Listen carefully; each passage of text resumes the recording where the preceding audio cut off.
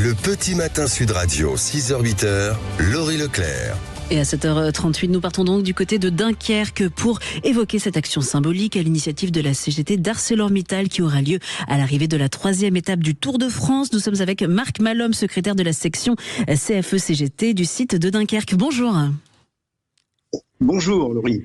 Oui, on a beaucoup parlé d'ArcelorMittal ces derniers mois après l'annonce en avril de ce plan social de grande ampleur, plus de 600 emplois supprimés, dont 300 à Dunkerque. Et c'est cette annonce qui est à l'origine de votre mobilisation aujourd'hui ?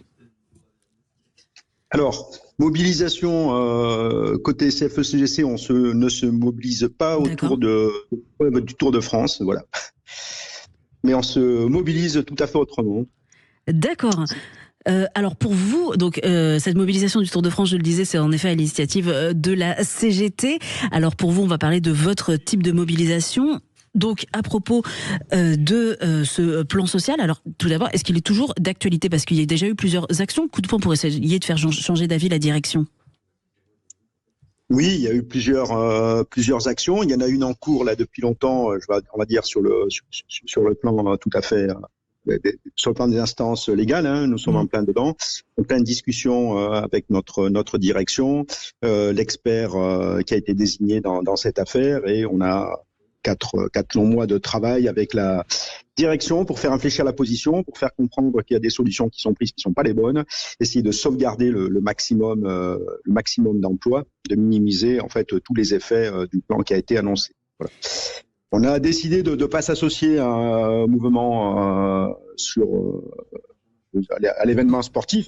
Pourquoi ? Parce que ça va rassembler des enfants, des familles, des personnes qui sont là pour assister à un spectacle et y mêler les luttes sociales, même si c'est légitime, ça nous paraît intrusif et pas opportun. Voilà. D'accord, parce que en effet, la CGT a prévu une action qui est plutôt bon enfant, on va dire, avec plusieurs voitures qui seront dans le caravane. Il y aura une distribution de goodies. Ils vont franchir la ligne d'arrivée, les 400 derniers mètres donc de ce Tour de France. A priori, ça s'est fait en bonne cohésion avec l'organisation, sans blocage. En tout cas, c'est ce qui a été annoncé par la CGT. Alors, pour revenir un petit peu à ce que fait la direction d'ArcelorMittal, ils ont annoncé un investissement de 1,2 milliard d'euros pour un four électrique, donc pour le site de Dunkerque, à l'horizon 2028. Pour vous, c'est encore insuffisant ? C'est un premier pas dans une longue étape qui va nous mener vers la décarbonation de notre site. Pour nous, il est extrêmement important que l'on arrive à commencer à investir dans de nouvelles installations. Voilà, c'est pas si évident que ça, même techniquement, pour tous nos collègues, pour venir implanter ces installations, mais on y croit dur comme fer. Et on a beaucoup parlé de nationalisation. Est-ce que ce serait une solution, selon vous ? Alors, selon moi et selon mon organisation, la nationalisation, elle ne résoudra absolument pas les problèmes fondamentaux que nous rencontrons. Pourquoi ? Alors, si je fais simple, on a des prix de vente, des volumes qui se cassent la figure en Europe, et depuis quelques années. On a toujours de fortes importations, et c'est pas la nationalisation qui résoudra ça. Voilà. En plus, nationaliser, ça veut dire quoi ? Ça veut dire sortir une entreprise, sortir nos établissements d'un gros groupe international. Ça veut dire le priver à terme, très rapidement, finalement, de toute la structure internationale dont dispose le groupe ArcelorMittal.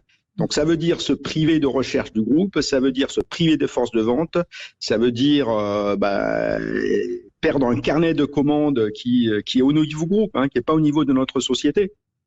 Et ça veut dire perdre nos services transverses. Et encore plus grave, c'est que les produits que l'on fabrique, ils sont sous brevet, et les brevets, ils appartiennent pas aux établissements, ils appartiennent au groupe. Donc, quelque part, on va devenir esselé sur un marché mondial très compétitif. Donc, vous comprenez que ça, c'est juste pas possible. Et voilà. Donc, en tout cas, c'est notre position.